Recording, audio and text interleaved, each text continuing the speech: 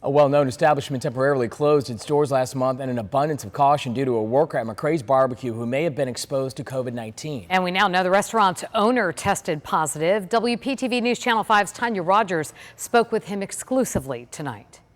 And I think that's what I did. And I touched my nose. I did something weird after I shook his hand. Restaurant owner Derrick McCray says though he was wearing a mask, he touched his face after shaking hands with someone.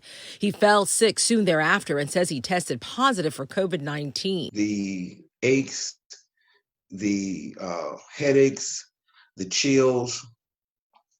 It was horrible. It was demonic. As a precaution, he says he closed McCray's Backyard Barbecue and Seafood Restaurant June 20th. Meanwhile, all 20 employees were tested.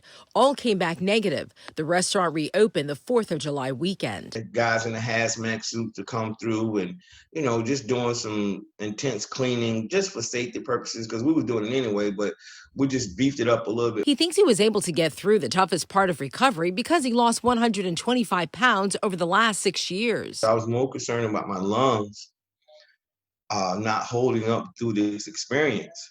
And I think just through me working out on a 3 to 4, 5 week a day basis helped my lungs be strong. McCray says he recently tested negative for the virus, but says during his recovery at home from the virus, he relied on a local infectious disease expert. What I pretty much help him with is understanding what to expect, what he can do, so to empower him so he can do things for himself and to not get discouraged. The doctor's advice? You need to know when it's time to go to the hospital. Sometimes people wait too long, and by the time they get to us, they're really sick. They end up in the ICU. We need to take this thing very, very seriously. It's nothing to play with. I ride through the community sometimes and I see people without masks and they hugging and shaking hands and doing all this stuff like it's still normal, but this is not a normal time. Tanya Rogers, WPTV News Channel 5.